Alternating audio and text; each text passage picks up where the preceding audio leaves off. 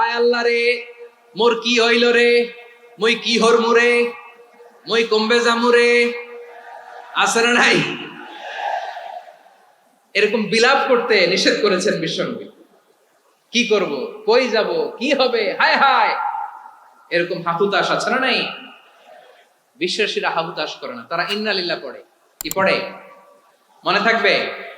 আমরা পড়বো ইন্না লিল্লাহি ওয়া ইন্না ইলাইহি রাজিউন। নিশ্চয়ই আমরা আল্লাহর জন্য, আমরা আল্লাহর দিকেই ফিরে যাব। এরপর পড়বো আল্লাহুম্মা আজুরনি ফি মুসিবাতি ওয়াখলুফ লি খায়রাম মিনহা। আল্লাহ, আমি যে বিপদে ধৈর্য ধারণ করলাম এটার সওয়াব দিও, আর যা হারালাম তার চেয়ে ভালো কিছু দিয়ে বদল করে দিও। সুবহানাল্লাহ পড়েন। বিশ্ব নবীর হাদিস শুনলেন উম্মে সালামা রাদিয়াল্লাহু তাআলা আনহা। ওনার স্বামী হলো আবু সালামা। মজার ঘটনা খেয়াল করে শুনেন আমার প্রিয় কলিজার টুকরা ভাইয়েরা। কানগুলো খরগোশের কানের মতো খাড়া করে আমার দিকে তাকান। সাইয়্যিদাতুনা উম্মে সালামা রাদিয়াল্লাহু তাআলা আনহা, ওনার স্বামীর নাম আবু সালামা। শ্রেষ্ঠ দম্পতি, শ্রেষ্ঠ ফ্যামিলি। প্রথমে হিজরত করেছিলেন হাবাসায়, পরে হিজরত করেছেন মদিনায়। উহুদ যুদ্ধের পরে ওনার স্বামী আবু সালামা ইন্তেকাল করলো, শহীদ হলো। সুবহানাল্লাহ পড়েন। যখন আবু সালামা ইন্তেকাল করলো, উম্মে সালামা রাদিয়াল্লাহু তাআলা আনহা কেঁদে কেঁদে হয়রান। আর নবীর শিখানো বাণী অনুযায়ী তিনি বারবার পড়ছিলেন ইন্না লিল্লাহ। কি পড়ছিলেন? মুই কই যামু, কি হরমু, এগুলো বলে নাই। কি বলছে? ইন্না লিল্লাহ। যেহেতু বিশ্বনবী বলেছেন কেউ যদি বিপদের প্রথম ধাক্কায় পড়ে ইন্না লিল্লাহি ওয়া ইন্না ইলাইহি রাজিউন, আল্লাহুম্মা আজুরনি ফি মুসিবাতি ওয়াখলুফ লি খায়রাম মিনহা, তাহলে এই বিপদে যে সে যা হারালো তার চেয়ে শ্রেষ্ঠ কিছু দিয়ে আল্লাহ তার বদল দিয়ে দিবে। এই হাদিস শুনে উম্মে সালামা রাদিয়াল্লাহু তাআলা আনহা ওনার প্রাণ প্রিয় স্বামী আবু সালামার ইন্তেকালের পরে চোখের পানি ছাড়ে আর পড়ে ইন্না লিল্লাহি ওয়া ইন্না ইলাইহি রাজিউন, আল্লাহুম্মা আজুরনি ফি মুসিবাতি ওয়াখলুফ লি খায়রাম মিনহা।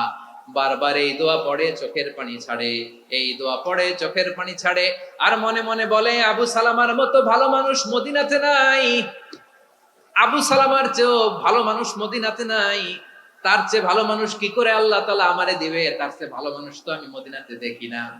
চোখের পানি দিয়ে বুক ভাসায় আর নবীর হাদিসের উপর আমল করে পড়ে ইন্না লিল্লাহি ওয়া ইন্না ইলাইহি রাজিউন, ইন্না লিল্লাহি ওয়া ইন্না ইলাইহি রাজিউন। পড়তে পড়তে চোখের পানি ছাড়ে আর চিন্তা করে বিশ্বনবী বললেন এই দোয়া পড়লে যেটা হারালাম তার চেয়ে ভালো কিছু দিয়ে আল্লাহ পুরস্কার দেয়। আবু সালামার চেয়ে ভালো মানুষ মদিনার মধ্যে আর কে হতে পারে? কি আজীব তামাশা, কি অবাক করা ঘটনা। কিছুদিন পরে দেখা গেল সাইয়্যিদুল মুরসালিন রাহমাতাল লিল আলামিন স্বয়ং বিশ্ব নবী উম্মে সালামাকে বিয়ের প্রস্তাব পাঠিয়েছে। স্বয়ং বিশ্ব নবী উম্মে সালামা রাদিয়াল্লাহু তাআলা আনহাকে বিয়ের প্রস্তাব পাঠিয়েছেন। উনি রাজি হয়ে গেলেন, বিয়ে হয়ে গেল, উনি হয়ে গেলেন উম্মুল মুমিনিন, আমাদের মা, পুরো মুসলিম উম্মার মা। চিৎকার করে বলেন আল্লাহু আকবার। তাহলে আমার প্রাণ প্রিয় ভাইয়েরা, বিপদে পড়লে আমরা পড়বো ইন্না লিল্লাহি ওয়া ইন্না ইলাইহি রাজিউন, আল্লাহুম্মা আজুরনি ফি মুসিবাতি ওয়াখলুফ লি খায়রাম মিনহা। পড়বেন? পড়বেন না? যারা যারা বিপদ আসলে এই দোয়াটা পড়বেন এখন থেকে আওয়াজ করে ইনশাআল্লাহ বলেন। যা হারাইছেন তার চেয়ে শ্রেষ্ঠ জিনিস দিয়ে বদলা দিবে কে? বিশ্বাস হয়? একটু সন্দেহ লাগে মনে হয়, একটু সন্দেহ সন্দেহ আছে? যাদের বিশ্বাস হবে তাদের কি আল্লাহ উত্তম বদলা দিবে, ঠিক কিনা বলেন? তাহলে বিপদে পড়লেই প্রথমে আমরা এটা পড়ব। দোয়াগুলো যদি এখন মুখস্থ না হয়, এই যে রেকর্ডিং হচ্ছে, পেয়ে যাবেন, কালকেই পেয়ে যাবেন। শুনে শুনে মুখস্থ করবেন। আমার মায়েরা, আমার বোনেরা, আপনাদের জন্য 3টি মাঠের অ্যারেঞ্জমেন্ট করা হয়েছে, আমি জানি। আপনারাও এই দোয়াগুলো পড়বেন, আপনার স্বামীকে শেখাবেন, সন্তানকে শেখাবেন, আপনার পুরো পরিবারটাকে জান্নাতের টুকরো বানিয়ে দিবে কে? তাহলে বিপদ আসলে প্রথমে কি পড়তে হবে এটা জেনে গেলাম। এরপরে বিপদ আসলে নিজেকে কি করে আল্লাহর কাছে সঁপে দিতে হয় এটাও জানার দরকার আছে না নাই? বিপদে প্রথমে ইন্না লিল্লাহ পড়লাম, ধৈর্য ধারণ করলাম, বিপদ থেকে উদ্ধারের সর্বোচ্চ চেষ্টা করলাম। আমার কাজ যখন শেষ তখন আমি আমার এই বিষয়টা আল্লাহর কাছে সঁপে দিব। কার কাছে সুপর্দ করব? কার কাছে? বিপদে বললে কেমন করে নিজেকে আল্লাহর কাছে সঁপে দিতে হয় আসুন সাইয়েদনা ইব্রাহিম আলাইহিস সালামের জীবনী থেকে জানি। আল্লাহর খলিল ইব্রাহিম আলাইহিস সালাম আমাদের মতো সমাজ ব্যবস্থা পায় নাই। আমরা জন্মের পরে আমাদের কানের ভেতরে আজান দিয়েছে কে? একামত দিয়েছে কে? আমাদের বাপদাদারা আমাদের কানে আজান দিয়েছে কি? দেয় নাই। আমাদের জন্মের পরেই তো আজান, একামত, বাড়ির পাশে মসজিদ, প্রতিদিন আজান, জুমার খুতবা, প্রতি মাসে মাসে তাফসিরুল কোরআন মাহফিল, মসজিদ, মিনারা, অভাব নাই। ঠিক কিনা বলেন? আপনি যেই সুন্দর ইসলামিক এনভায়রনমেন্ট পেয়েছেন, আমাদের ইব্রাহিম খলিল উনিও কি এরকম পেয়েছিলেন? হ্যাঁ, উনি জন্মের পর পরে ওনার কানে আজান দিয়েছে কেউ? আমার প্রিয় ভাইরা, আগা গোড়া একটা শিরকি পরিবেশ উনি জন্মগ্রহণ করেছেন। উনি ছাড়া ওই তল্লাটে একজনও আল্লাহর উপর বিশ্বাসী নাই। কল্পনা করতে পারেন? গোটা তল্লাটে, গোটা দেশে বিশ্বাসী মুমিন, আল্লাহর উপর বিশ্বাস স্থাপনকারী কয়জন? সবাই বলেন কয়জন? বাকি সব মুশরিক। বাকি সব মুশরিক নিজের সাথে নিজে শক্ত বোঝাপড়া করে, অ্যানালজি করে, সেলফ কনভারসেশন করে উনি মহা সত্যের সন্ধান পেয়েছে। উনি আকাশের তারা দেখে ভাবে মনে হয় এটাই আমার খোদা, পরে দেখে তারা নাই, মনে মনে বলে না তাইলে এটা না। আবার চাঁদ দেখে বলে চাঁদটা বড় মায়া লাগে, মনে হয় এটাই আমার রব, পরে দেখে চাঁদও নাই, কয় না এটা না। এরপরে দ্বীপ প্রহরের জলজলে সূর্যটা খা খা করে গোটা পৃথিবীটারে রৌদ্র দিয়ে তাতিয়ে রাখে।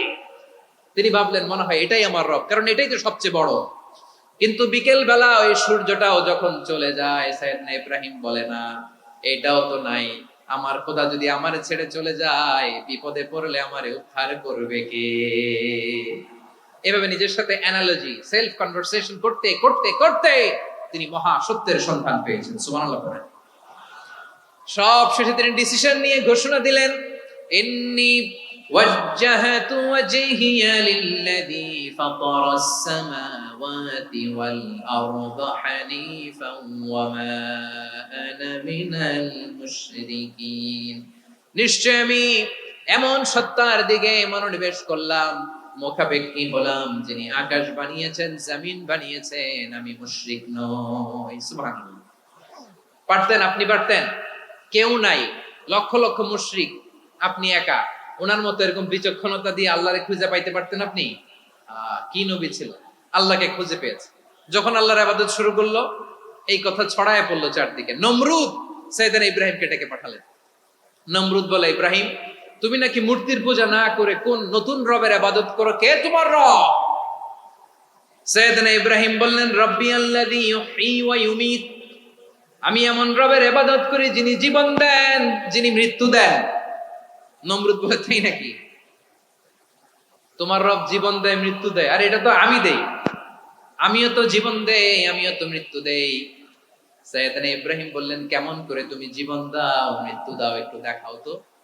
নমরুদ জেলখানা থেকে দুজন কয়েদিকে ডেকে আনলো। কয়েদি এনে অর্ডার করলো, একটাকে এখনই শিরোচ্ছেদ, হেড অফ, ডেথ পেনাল্টি, মৃত্যুদণ্ড দেয়া হলো, ফিনকি দিয়ে রক্ত বের হলো। নমরুদ বলে, দেখো দুজনকে ধরে আনলাম, একজন কয়েদিকে দিলাম ডেথ পেনাল্টি, মৃত্যুদণ্ড, ওরে মৃত্যু দিলাম। আরেকজন যে দাঁড়িয়ে আছে, চাইলে ওরেও আমি মৃত্যুদণ্ড দিতে পারি, কিন্তু না, ওরে আমি দিব না, ওরে আমি বাঁচাইয়া দিলাম, ছেড়ে দিলাম, মানে জীবন দিলাম। দেখো ইব্রাহিম, তোমার চোখের সামনে একজন রে মৃত্যু দিলাম, আর একজন রে জীবন দিলাম। আপাত দৃষ্টিতে তাই তো, একজন রে তো জীবন দিল, আরেকজন রে মৃত্যু দিল। সাইয়েদনা ইব্রাহিম এবার বিপাকে পড়ে গেলেন। কিন্তু এক একজন নবীকে আল্লাহ এমন উইজডম, বিচক্ষণতা দিয়ে এই জমিনে পাঠিয়েছেন। মুহূর্তের মধ্যে আল্লাহর খলিল ইব্রাহিম বললেন, فإن الله يأتي بالشمس من المشرق فأت بها من المغرب فبهت الذي كفر। আল্লাহর খলিল ইব্রাহিম বললেন, নমরুদ বুঝলাম তুমি জীবন দাও, মৃত্যু দাও, দেখলাম, কিন্তু আমার রব, আমার আল্লাহ প্রতিদিন সকালবেলা উষা লগ্নে ওই পূর্ব দিগন্ত থেকে সূর্যটাকে উদিত করেন, সাঁঝের বেলা, বিকেল বেলা, গধূলি লগ্নে, সন্ধ্যা বেলা ওই দ্বিপ্রহরের জল জলে সূর্যটাকে পশ্চিম দিগন্তে ডুবিয়ে দেন। মানে সকালবেলা পূর্ব দিক থেকে উদিত করা সূর্যটাকে পশ্চিম দিকে বিকেলে তিনি ডুবিয়ে দেন। তুমি যদি পারো ওই সূর্যটাকে পশ্চিম দিক থেকে উদিত করে পূর্ব দিকে ডুবিয়ে দাও। সুবহানাল্লাহ পড়বেন না? দেখেন, ইনস্ট্যান্ট ইন্টেলেক্ট, মুহূর্তে বিচক্ষণতা, উইজডম কাকে বলে? নমরুদ পারবে? নমরুদের বাপ পারবে? ওর দাদা, ওর 14 গোষ্ঠী, গোটা বিশ্বের সব ক্ষমতাধর রাষ্ট্রনায়করা একসাথে হলে পারবে? ফাবুহিতাল্লাযী কাফার, পারে নাই, ব্যর্থ হয়েছে। এবার তেলে বেগুনে জ্বলে উঠেছে, রেগে মেগে আগুন বলে ফালকুহু ফিল জাহিম। ওর সাথে তর্ক নাই, না পেরে এবার এটারে আগুনে ফেলা। বিশাল বিশাল গাছ কেটে লাকড়ি এনে আগুনের কুণ্ডলি বানানো হলো, দাও দাও দাও দাও করে আগুন জ্বলে। আল্লাহর খলিল ইব্রাহিমকে আগুনে নিক্ষেপ করা হবে। আল্লাহর খলিল সাইয়েদনা ইব্রাহিমের হাতের মধ্যে রশি দিয়ে টাইট করে বাঁধা হলো, পায়ের মধ্যেও টাইট করে রশি দিয়ে বাঁধা হলো। আল্লাহর খলিল ইব্রাহিমকে আগুনের কুণ্ডলির মধ্যে ফেলা হবে। ওমিয়া, আপনি যে বিপদের কারণে ভয় পান, হতাশ হন, এটা কোনো বিপদ ওনার বিপদের সামনে? পটুয়াখালী আওয়াজ করে বলুন, সাইয়েদনা খলিল ইব্রাহিমের বিপদের সামনে আমাদের বিপদগুলো কোনো বিপদ? কোনো বিপদই না, এটা কোনো বিপদই না। হাত পা বেঁধে টাইট করে নিক্ষেপ করা হবে, সিম্পলি ফেলা যাবে না, কারণ দাও দাও করে দ্য ব্লেজিং ফায়ার, এমন আগুনের কুণ্ডলি, কাছে যাওয়া যায় না, আগুনের উত্তাপে নিক্ষেপ করা হবে। হাতে রশি বেঁধে, পায়ে রশি বেঁধে আল্লাহর খলিল ইব্রাহিম আলাইহিস সালামকে আগুনের মধ্যে নিক্ষেপ করা হবে। আহা, এটার বলে অগ্নি পরীক্ষা। উনি অগ্নি পরীক্ষার সম্মুখীন হয়েছিলেন। এজন্য কঠিন পরীক্ষাকে আমরা অগ্নি পরীক্ষার সাথে তুলনা করি, ঠিক কিনা? সাইয়েদনা জিবরাইল এসে বললেন, ও আল্লাহর খলিল, ওরা তো আপনার হাতও বেঁধে ফেললো, পাও বেঁধে ফেললো, নড়াচড়ার সুযোগ নাই, বলেন আমি জিবরিল ফেরেশতা আপনার জন্য কি করতে পারি? আল্লাহর খলিল ইব্রাহিম বলেন, ও জিবরাইল, তোমার কাছে আমার কোনো চাওয়া পাওয়া নাই। সুবহানাল্লাহ বলেন। তোমার কাছে বলার কিছু নাই, তোমার সাহায্যের আমার দরকার নাই। সাইয়েদনা ইব্রাহিম আলাইহিস সালামকে হাতে পায়ে রশি বেঁধে, হাত পা বাঁধা অবস্থায় জ্বলন্ত অগ্নিকুণ্ডে যখন নমরুদের দলবল নিক্ষেপ করবে, আল্লাহর খলিল কিভাবে নিজেকে আল্লাহর কাছে সঁপে দিয়েছেন, পটুয়াখালীর ভাইরা খেয়াল করে শুনুন। হাত পা বেঁধে আল্লাহর খলিলকে যখন নিক্ষেপ করা হবে, তিনি মুখ ফুটে বলে ফেললেন, হাসবুনাল্লাহু ওয়া নি'মাল ওয়াকিল।